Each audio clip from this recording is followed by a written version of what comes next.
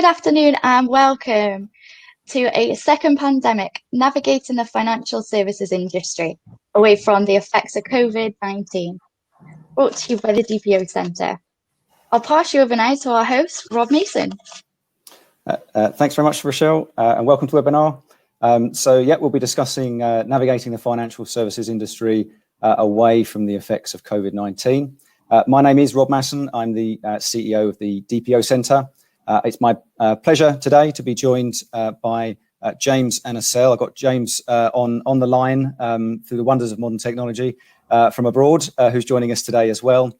And I'll ask them to introduce themselves just briefly in a moment.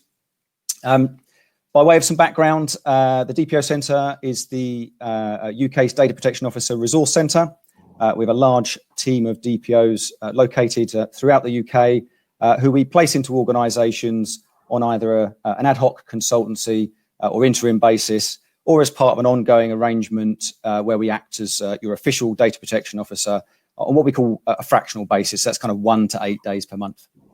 The DPO Centre is now in its 4th year, and in that time we've worked with over 330 different organisations from all different industry sectors.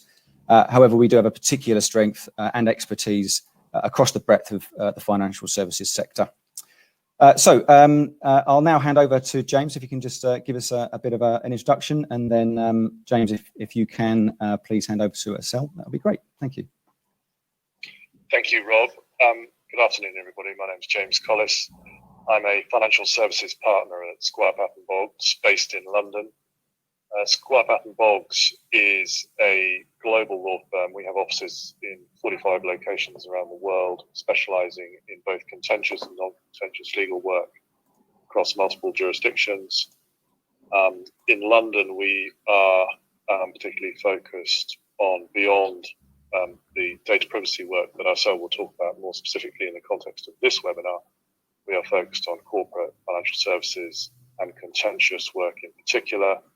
And we have, as I say, plenty of work which we tend to undertake with other offices across the network on a very regular basis. We have a very substantial presence in the US as well. I won't speak any longer. I will hand over to Asel, who will talk more specifically about her own practice and the data privacy practice that Squire Patton Boggs have. Asel. Thank you. I'd like to start off by thanking Rob for this opportunity to present together today. As for me, I'm Asel Ibrahimova, an associate in the data protection and cybersecurity practice of Squire Patton Boggs. I'm based in London, and I am part of the team of over 20 lawyers who are specialized in data protection and located in various countries around the world. We have a center of expertise in the US and in Belgium, where we are led by experienced data protection experts, and we provide advice to multinational organizations in relation to global data protection compliance. Perfect. Thank you very much. So let's start with just a brief overview, just to set the scene as to what we're going to talk about over the course of the next 40 minutes or so. James is going to start us off by discussing the current impact COVID-19 is having on the financial transactions and trading operations. Asel and I will then cover the pressures being put on data management, decision-making and governance. We'll cover some of the new risks associated with remote working and especially international data transfers, obviously in the light of the recent Schrems II decision that I'm sure Asel's going to go into in a bit more detail a bit later. And of course, no webinar would be complete without covering at least something relating to Brexit. So I'll be highlighting some of the implications and the issues to consider, and the preparations that your organisation is going to need to make ready for exit day. We'll come back to James and he'll provide us with some insights into what to expect from the new financial landscape and how you can prepare.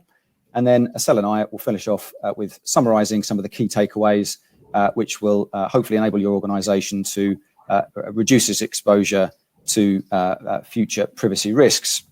Now, clearly, we're dealing with some quite complex areas.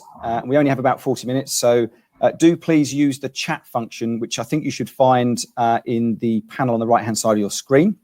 Please do that as we go along, and what we'll do is we'll ensure we leave some time at the end of the session, and we'll try and answer as many specific questions as we can. So now, before we kick off, I'd like to ask your assistance, actually. We're going to present to you a single poll question in a moment, and the results of which we'll hopefully be able to revisit at the end of the session. So I'm just going to click here, and I'm going to say start poll. Hopefully you're all seeing that. I'll give you a couple of seconds just to put your results in. But the purpose of the poll really is to identify, which of the issues from the list you see affecting your organisation the most over the next 12 months. Just gives a bit of insight into the way that some of the concerns that you might have. So do please take a moment just to respond to the question, and then following that, I'll be handing over to James to provide us with his assessment of the current situation.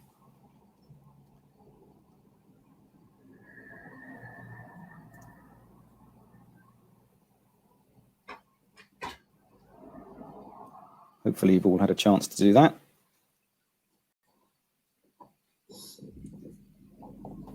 Oh, here we go. I can see some results coming through, which is good. We'll show you the results when we get to the end. So,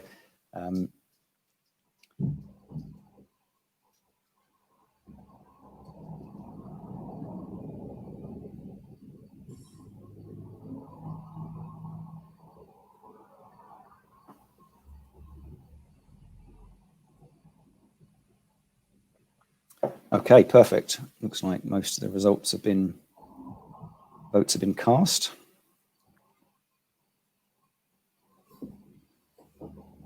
Still a bit of movement. Excellent. Okay, so I'm going to give you a 3, 2, 1, and then I'm going to end that. Thank you very much, and we'll come back to that towards the end of the webinar. So, James, can I hand over to you to deal with the current situation and the impact on financial services? Thank you, Rob. Just by way of introduction, I think the first point that we all ought to obviously bear in mind is that what we are dealing with effectively, all of us in our own spheres, is a double health crisis. Obviously, there is a crisis as concerns human health. We're living through a pandemic, and we've all experienced some immediate effects of this pandemic. And at the very least, it's introduced a fundamental change in the way we're all living and working. So far, there have been approximately 18 million recorded cases of COVID globally, and almost 700,000 deaths, although the actual number is almost certainly far higher, with widespread reports of alleged under-recording.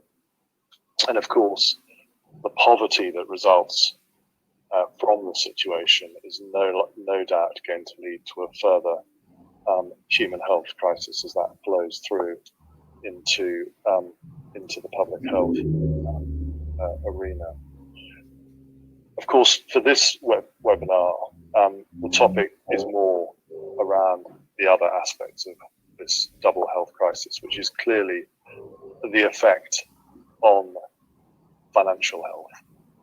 So what are the effects on financial health? Well, clearly we've all seen a very sudden economic shock around about the end of March, the sudden insertion of financial barriers, the fragility of supply chains was laid bare.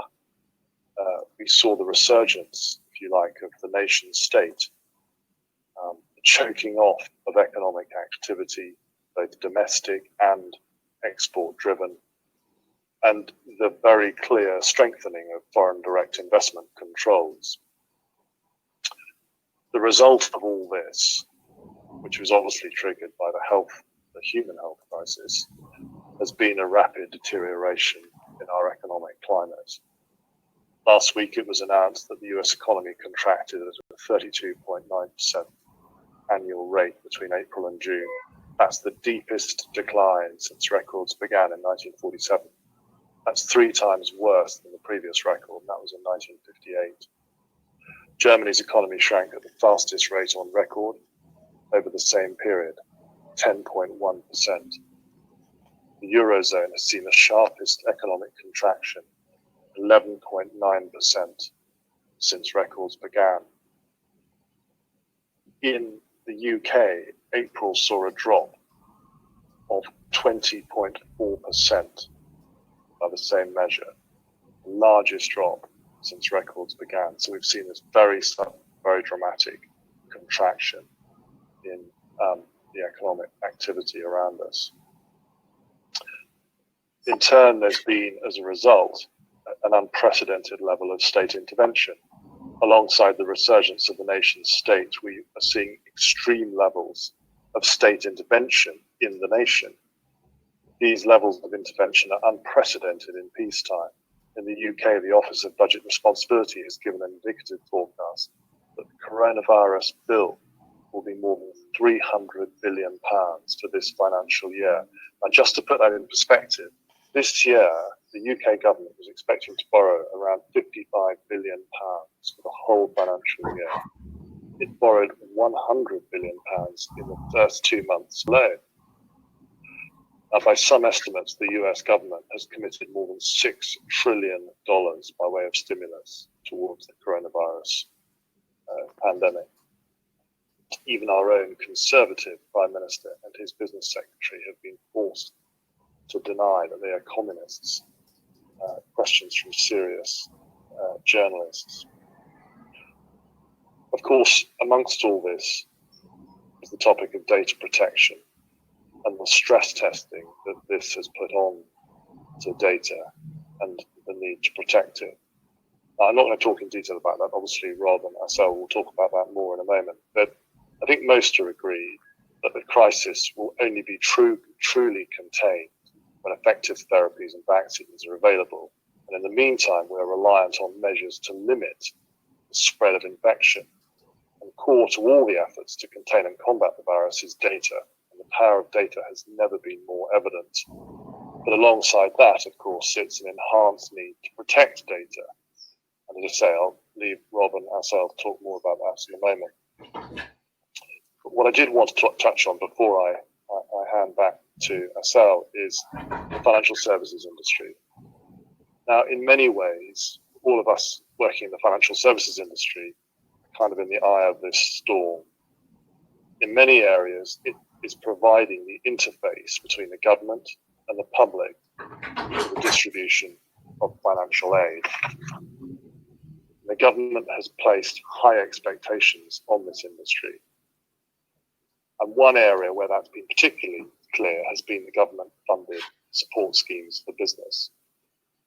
So, for example, as at the 26th of July, banks who are acting as accredited lenders under those schemes had approved over 1.1 million applications just under one of those schemes alone. That's the government's bounce back loan scheme. That's the smallest of the various schemes on offer.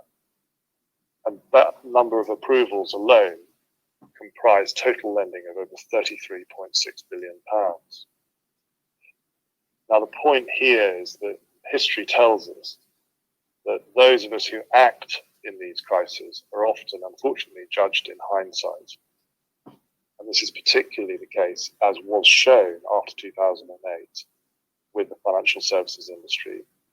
And I'm sure nobody on this webinar, anybody else acting in the industry at the moment, will be more mindful of that dynamic. So all I would say is, and I'll come back to this theme later when Rob hands back to me later on in this webinar, but I think against this very dramatic context that we're operating in, I think it's well worth bearing in mind that the actions that we take in this very tough climate are going to be looked at with the benefit of hindsight. Asel. I think actually it's probably coming across to myself, but thanks for. Oh, sorry, Rob. No, that's no problem at all. Thanks very much for that. Very much appreciated. So let's look to the next slide. So I just want to move into the kind of data protection side of things and just start really with an overview of why data protection has become such a huge issue for organizations, especially those from the financial services sector. I mean, data protection laws obviously have been around for decades now, and the financial services industry is, of course, no stranger to compliance requirements. But the EU General Data Protection Regulation, the GDPR, was still a game changer when it came into force in May 2018, not least because of the new penalty levels that we're all probably pretty familiar with by now, but also because its seventh principle introduced a requirement to be accountable for the data that you process. Therefore, the spotlight, if you like, of ultimate responsibility moved from privacy and compliance, firmly up into the boardroom. So complying with the accountability principle means that it's no longer a viable option to kind of put your house in order after the event. You must now be able to demonstrate that you took all reasonable, what's called organizational and technical measures to mitigate any issue before it arises. So we're just starting to see some of the penalties coming through from our regulator in the UK, which is the Information Commissioner's Office, or the ICO.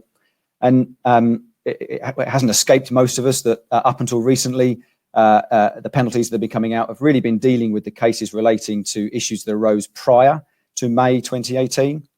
But of course, recent penalties like that one, the 183 million that the ICO announced that it is minded to fine British Airways, have clearly demonstrated that the new regime that organisations are now required to operate under. Now, the expectation is that, given the dramatic effect that COVID has had on the travel sector, that the final level of penalty is likely to be significantly reduced. But even if it is reduced to the kind of 10% of the 183 million that is being suggested, it's still a sufficiently significant amount of money to gain the attention of most boardrooms. Then, of course, we've got Marriott Hotels. They're in line for a £99 million fine for the breach they suffered for the Starwood Hotels chain that they acquired. I mean, this particular case should be seen as a bit of a wake-up call for anybody involved in M&A, mergers and acquisitions, as clearly data protection now needs to be a key factor in the due diligence process. And whilst, of course, indemnities may provide an element of kind of financial cover, it's the brand and reputational damage that has the kind of the lasting detrimental effect. Another organisation being put through a similar mill at the moment is, of course, EasyJet.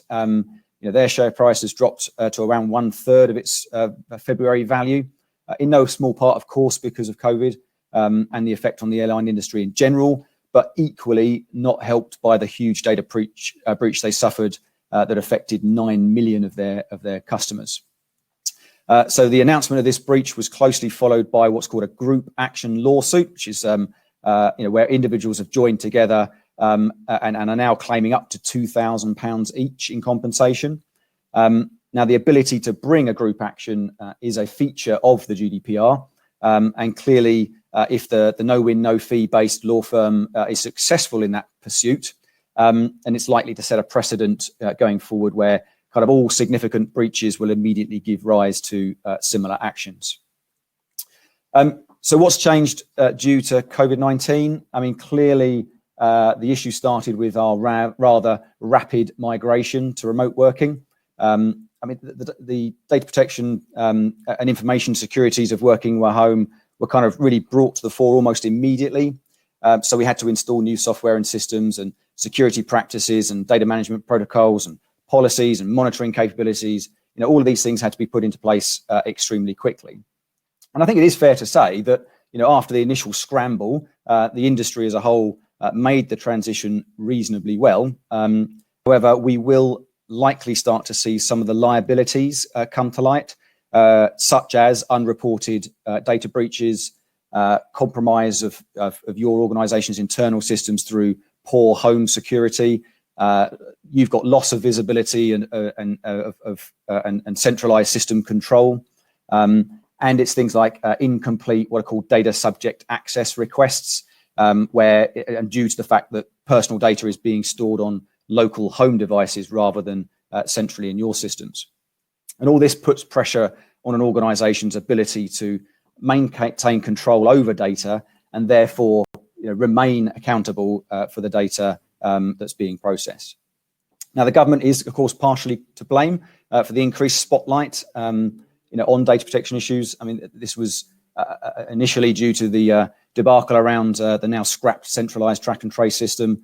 And now we've got privacy implications being created by making what are essentially small and inexperienced retail and hospitality businesses responsible for the protection of customer personal data. These organizations, they need to return to their place of work now that the strict duty of care that their employees to ensure that they provide a kind of COVID safe environment. However, this of course involves recording of sensitive personal data such as underlying health conditions, temperature readings, things like that. And this of course creates issues around what personal data you're permitted to share with other employees, because you must balance the need to inform employees of who may have come into contact with someone who is showing symptoms, but without necessarily sharing the identity of the person exhibiting them. So it creates some complexities in terms of how you comply in a balanced manner with data protection rules. Now, so far at least, thankfully, significant issues have been pretty few and far between. But of course, we're quite some way off from a full migration back to work. So, Sel, would you like to take the next one? Thank you, Rob. So with this slide, we would like to remind you of the rules on the international transfer of personal data, and also to update you on the big changes that were caused by the recent CJEU ruling. So first of all, in general, the GDPR prohibits any transfers or access to personal data from the EU to countries outside of the EU or the European Economic Area. These are called, third countries, and there are several ways that could legitimize international transfers, and these are familiar to you. First of all, the adequacy decisions by the European Commission, which recognize third parties as providing adequate levels of protection to personal data equivalent to the EU. And there have been around 13 countries that have received adequacy decisions. This included the US, and the adequacy decision in relation to US companies was partial because not everyone in the US can receive personal data from the EU, only those who have self-certified under so-called EU-US Privacy Shield. The second mechanism for lawful international transfers is binding corporate rules, which are intra-group agreements approved by a European supervisory authority or so-called data protection authority. These are very difficult to achieve, are quite costly, and around 50 companies have been able to obtain BCRs. And the third most probably cost-effective and most used mechanism are the standard contractual clauses. And these are basically model clauses or templates approved by the EU Commission that can be put in place with a data recipient in a third country, and these recipients are contractually committed to provide the level of protection to personal data received from the EU. So on the 16th of July this year, the Court of Justice of the EU delivered a decision that the EU-US Privacy Shield decision by the EU Commission is invalid. And the reason for that was that certain US laws that require mass and indiscriminate surveillance, collection, and monitoring of personal data result in a level of protection that is not acceptable to, is not equivalent to the guarantees provided by the EU. And data subjects in the EU do not have any actionable rights against the US security authorities in case their personal data was not treated in line with European standards. So due to this, the Privacy Shield no longer is a valid mechanism for transfers to US companies. So this affects around 5,000 US companies, and there is no grace period. And if you rely on Privacy Shield for international transfers of your personal data, you will need to switch to another mechanism immediately. And it's likely that you will be considering standard contractual clauses. So the CJEU ruling also kind of reiterated and stressed the obligation of the parties to standard contractual clauses. It reminded EU controllers that they need to carry out an assessment and verification as to whether the data recipients in third countries, not only in the US, are able to comply with their obligations under standard contractual clauses. This is, to be honest, going to be a new exercise for most of EU controllers, because usually what companies would do is that they would sign standard contractual clauses and put it on the shelf. So what the EU authorities now would like to see is documented assessment as to whether their data recipients are able to comply, or whether there are any local laws that will prevent them from committing to the standards of protection in the standard contractual clauses. So the procedure is as follows. If you, following an assessment with the assistance of your data recipient in a third country, decide that the data recipient is basically able to commit to the obligations, you will document it and you will continue transfers to that data recipient. If the data recipient informs you that, based on the assessment from their lawyers, because essentially this assessment will require an expert opinion from local lawyers.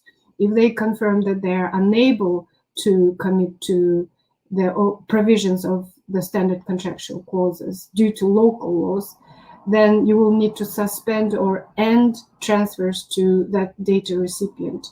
If you, despite the assessment, decide to continue transfers to the data recipient, and you know that the data recipient won't be able to comply with its obligations, you will need to notify a relevant EU supervisory authority. And to those who are in Germany, I just wanted to let you know that the Data Protection Authority in Berlin and the Data Protection Authority in Rhine area have published their statements stating that, in their opinion, standard contractual clauses are unlikely to work for transfers to the US. They're also unlikely to work for transfers to Russia, India, or China due to the local laws in relation to state surveillance. So this is obviously a decision that is going to impact a lot of data flows and will require your immediate attention.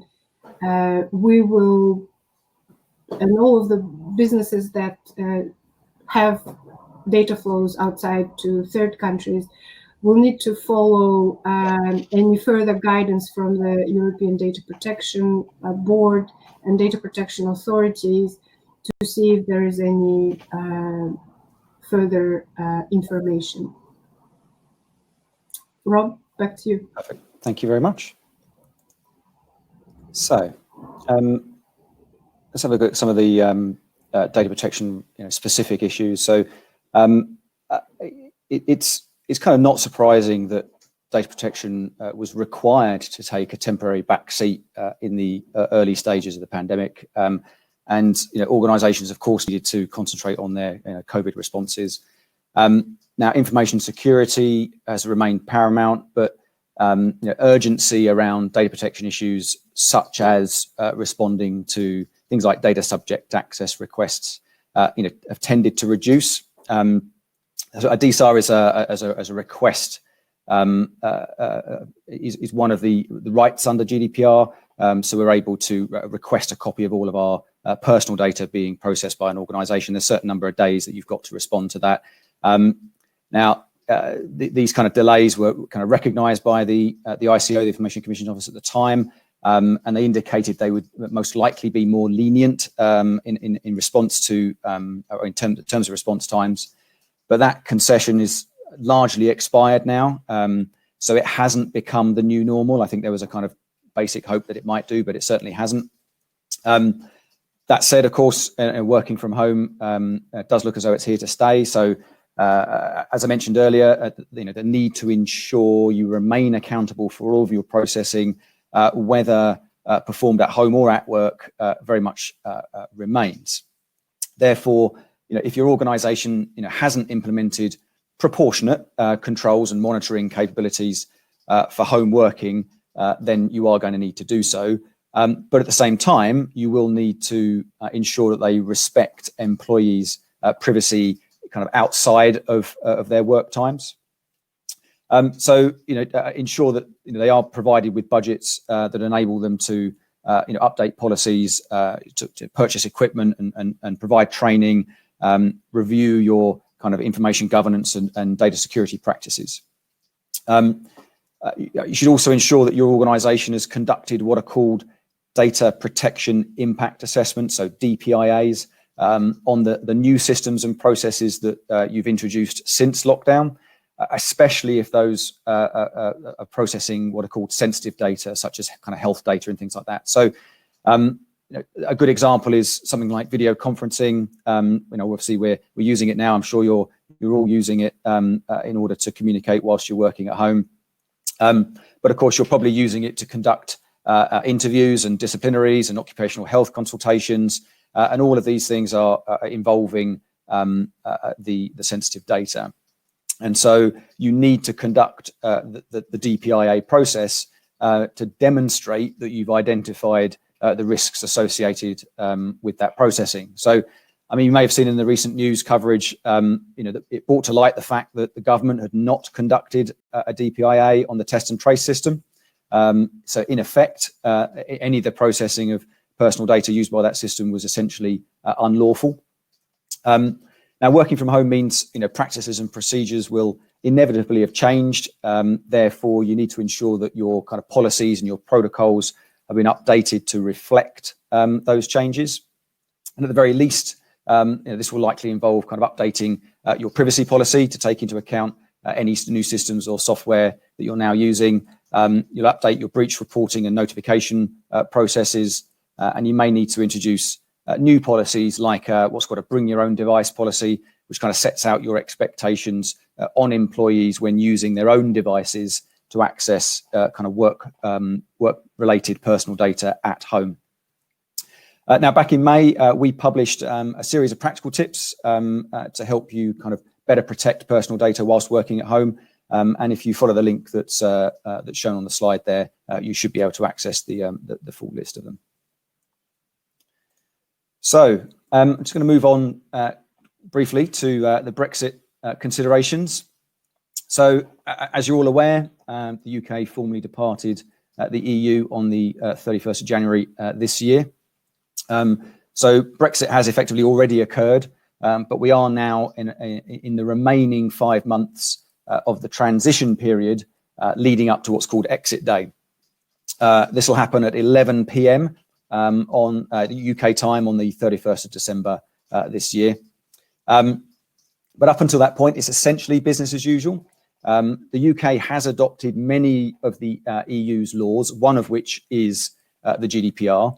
So what it means is that in effect, we've now got 2 times GDPR, being the EU GDPR and the UK GDPR.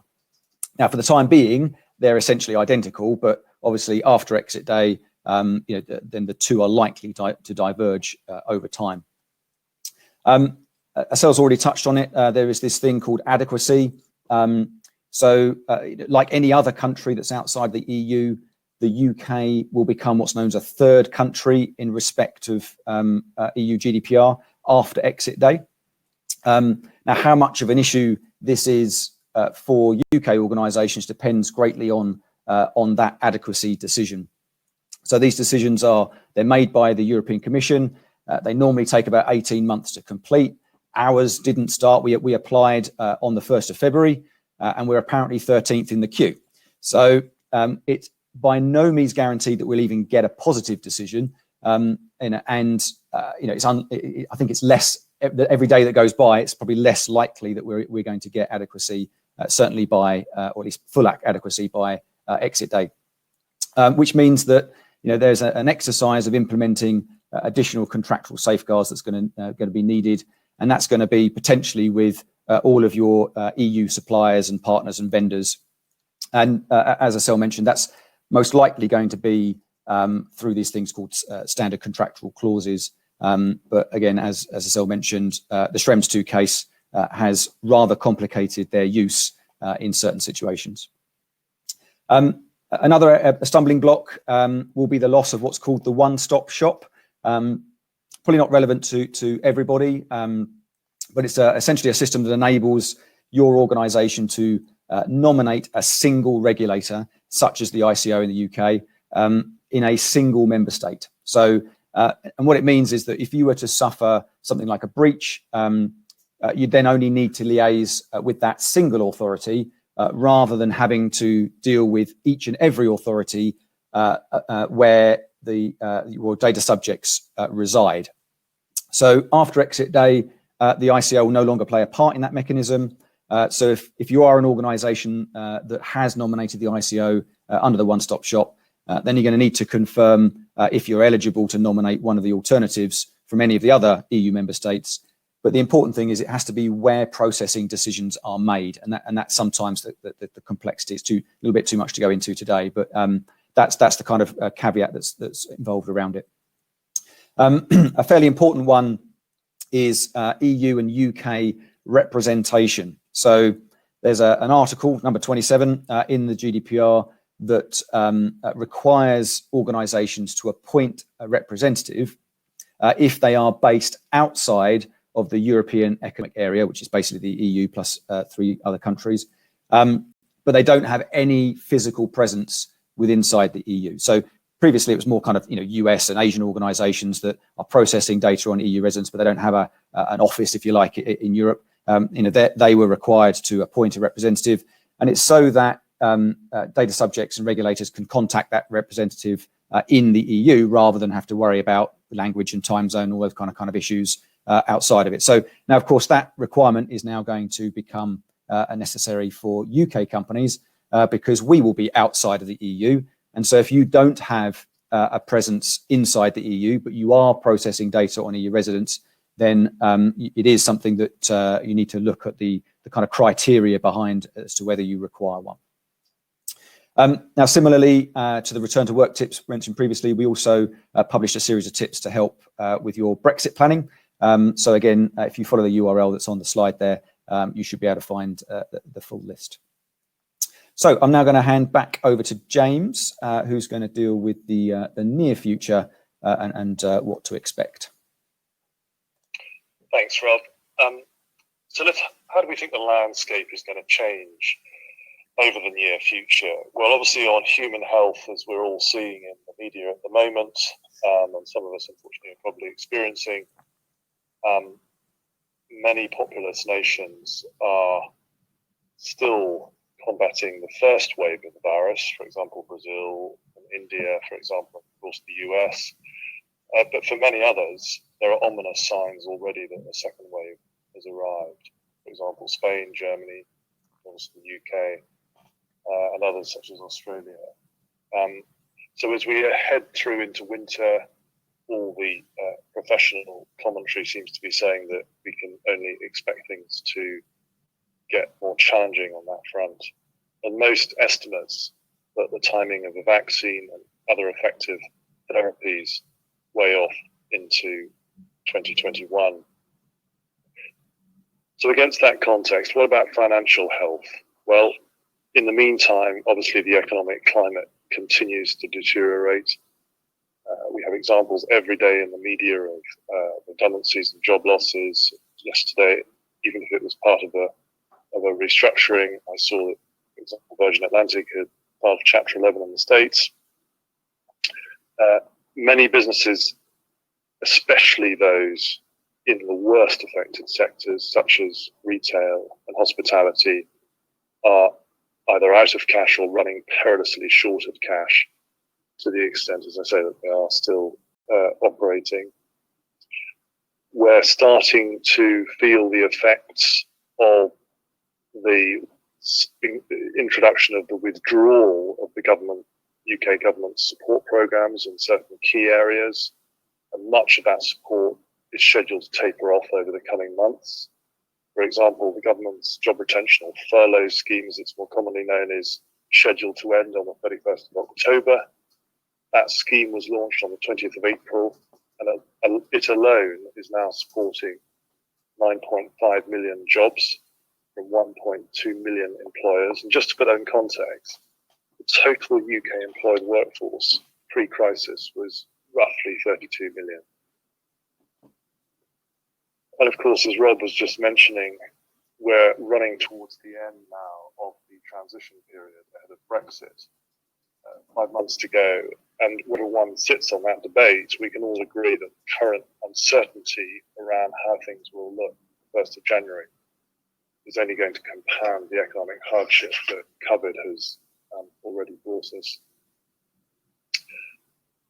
Unemployment is obviously going to be a key theme, as we're already seeing, as businesses start to feel the pressure of the severe recession that we're now in. We can expect further significant job losses, notably, obviously, as the furlough scheme starts to come to an end.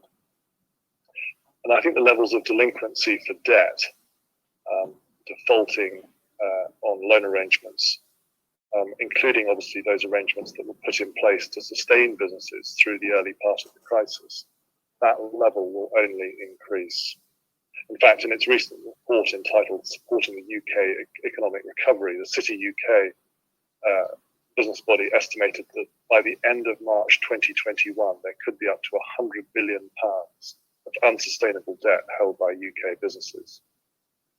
And they estimate that about £35 billion of that, so about a third of that, comes from indebtedness incurred during the crisis under government loan schemes designed to support business through this period. Indeed, in their May report entitled The Impact of COVID-19 Loan Schemes on Business Banking Dispute Resolution, the Business Banking Resolution Service, they'd surveyed 500 small businesses and found that 56% of them had accessed government-backed loan schemes. That's basically the bounce back and the next smallest, which is the Sybil's loan scheme. And of that 56%, 43% said that they did not expect to be in a position to pay that debt back. So it's very clear that as financial institutions and lenders, we're going to see increased numbers of defaults, if not breaches, but certainly stress under those loan arrangements and other financial arrangements. And it's a theme I'll return to in a second, but how we respond to those is going to be very, very important. So this is a big challenge for the financial services industry, but it's also an opportunity. And I think the key to rising to that challenge is to recognize, as I say, all the many dimensions in which the context in which the industry is now operating has fundamentally changed. How has that context changed? And I think before I finish, I just wanted to leave you with sort of 5 thoughts as to how the industry can help to orientate itself through this crisis. The first is to recognize that I think sustainability is more important than ever. As one of my colleagues puts it, the crisis has seen a massive global experiment in carbon reduction. So environmental is going to be even more important as a consideration than it was going into the crisis. Governance, for example, the enforced social experiment, as Rob was just saying, driven by home working, distancing, has only enhanced opportunities, for example, for greater diversity, notably gender diversity, in the governance structures of organizations. So governance is going to be very much a theme coming out of this crisis. And of course, we've all seen the example of Black Lives Matter, and the social dimension and the pressure for social change is going to come even more to the fore as a result of what we're all living through. The second point is, I think that as financial institutions, we are now operating in a climate where there is increased public scrutiny for corporate behavior. And that will only increase further. There is also alongside that an increased sense of community and responsibility that needs to be held, if you like, by businesses. The days of the purely amoral corporation are numbered, if not over. And the importance of the social contract, for example, between the employer and the employees is far greater than I think it's been for a while. Care for the workforce's well-being is just one example that we've seen very much in evidence through this crisis. Now, how we as financial institutions respond to corporate distress and delinquency will define our role, and dare I say it, regulatory treatment for years to come. And that's very important because there's no doubt, speaking as a lawyer, that there will be an increased regulatory burden that will be consequential of this crisis. And how the main actors behave through this crisis will directly inform the nature of that burden. And against that context, please remember, as I said earlier, the power of hindsight. And remember that predicted figure of £35 billion of delinquent government debt. And then consider, for example, just with that very smallest of the government loan schemes, that scheme had an 82% approval rate for applications. So financial institutions are in a terribly difficult position. They've been under pressure to act as the interface and to help support, if you like, transition through this very challenging period. And now, if you like, they need to pivot towards the future and navigate their path through this very challenging next phase of this crisis with their eyes wide open to these various challenges and knowing that people are going to be judging them with the benefit of hindsight. In that context, the third point I'd like to end with is decision making. I think this is not only about what decisions are actually taken, but also the way they are taken and being seen to be taken is going to be more important than ever. Particularly in the context of where there are obviously contentious decisions around delinquent debt, for example, and what will inevitably continue to be a very stressed economic climate for a long time to come. The fourth and penultimate point is really the plurality of actors that are now in the financial services industry landscape as compared to, for example, 2008. I think as a result of the global financial crisis, there was, if you like, a fragmentation of the industry, and there was various regulation consequential on that, notably, for example, Dodd-Frank, which accelerated that. But it's meant that the industry is now populated by far greater, far more cosmopolitan population of actors, if you like. And I think against that context, all of us who are involved in this industry need to be mindful of that in terms of flexibility and cooperation, and how those different players, if you like, can interact in a constructive way to work through the challenges ahead. And finally, and really picking up on the theme that Rob was talking about just before, this whole theme of risk management. The world is going to be more uncertain and unstable for a while to come yet, and this only really underlines the need to strengthen risk management structures and approaches within financial services organizations. The key words that I would use to describe that are increased dynamism, so more reporting on an ongoing dynamic basis, more forward-looking risk management techniques as well. And clearly, in the context of the discussion that we're having today, nowhere is that more evident than in the need, in the context rather of data protection. So those are the 5 thoughts that I'd leave you with. Hand you back to Rob now. Thanks. Perfect. Thanks very much, James. That was very, very enlightening. So I'm just going to, I think Asel's just going to finish off just with a few kind of key considerations, conscious of time, so we'll rattle through these as quickly as possible. Thank you, Rob. So just to summarize, we are facing very challenging times and need to prepare for long haul, I guess. And here are the several takeaways. From the financial services perspective, if I may summarize what James said and his 5 points in probably very simplistic, prepare for the upcoming liquidity deficit. Maybe it is quite simplistic, and I'm sure James will be able to extrapolate on the 5 points he mentioned better, and I'm sure you can ask him questions directly. From the data protection perspective, it's important to complete your exercise of mapping your data flows, understanding what personal data you have, where it's stored, and how you handle personal data. As James said, it's quite important that you document your decisions in terms of how you deal with personal data, and the decisions and how you make them is quite important.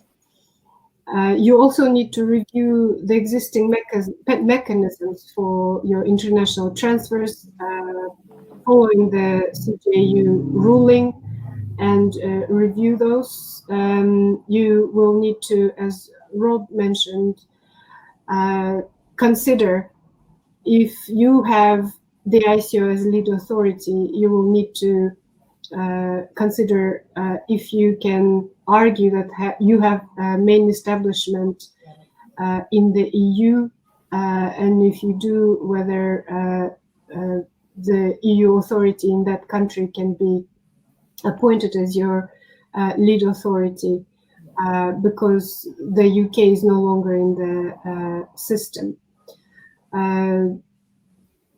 Further to Rob's point, if you are operating outside of the UK, you will need to consider whether you need to appoint a UK representative, and equally if you are in the EU, if you're in the UK but don't have presence in the EU, you need to consider the you need to appoint a representative in the EU.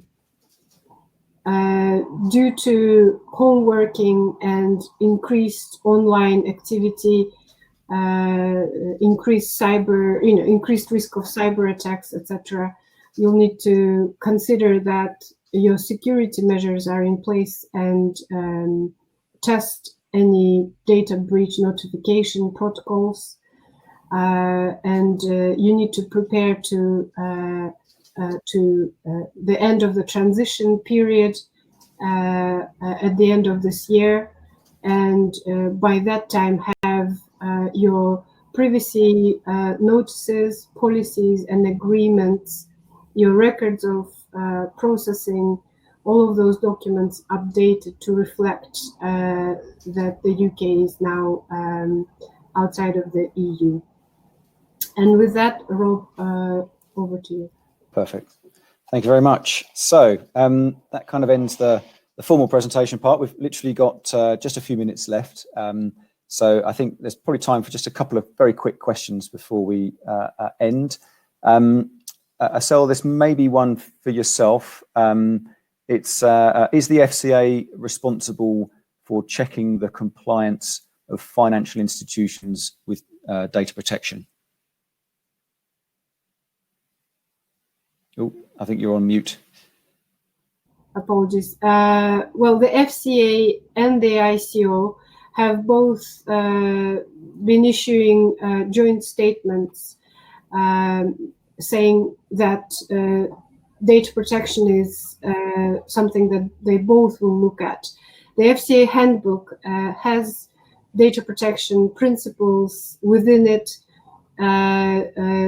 Protection of customer personal data and security of personal data are at the heart of the FCA handbook, and I think it would be fair to say that although the ICO is the main regulator for enforcing the GDPR, the FCA will consider compliance with GDPR.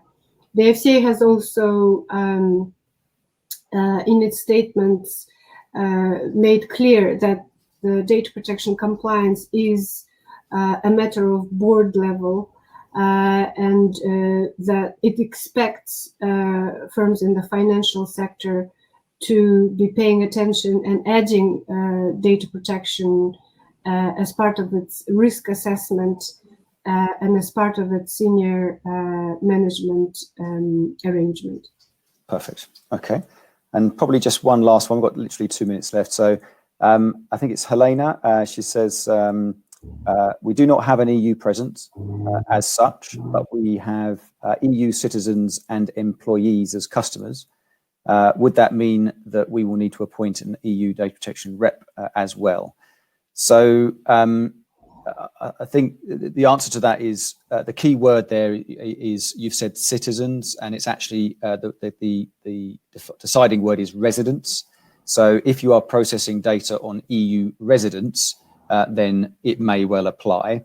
So it's not EU citizens who are living in the UK and working for you. It is EU residents that are residents in another of the 27 member states, but you are processing their data within inside your organisation.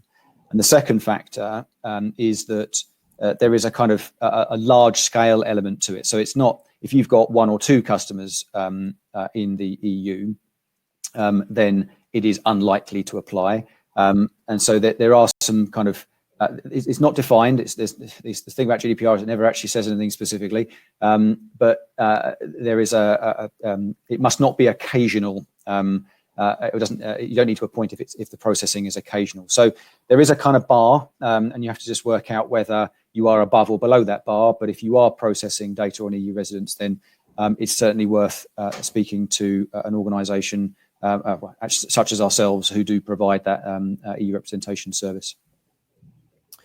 So, James, do you have any final words you'd like to say just before we wrap up?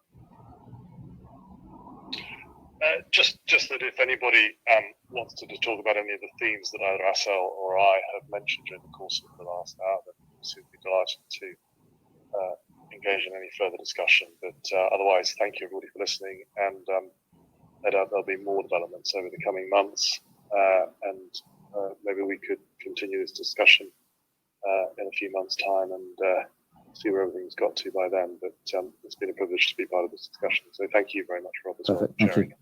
And likewise, thank you ever so much to Asel and to James for joining myself today. We hope the content was useful, and we wish you well for the day, and hopefully see you all again soon. Thank you very much. Thanks very much. Thank you.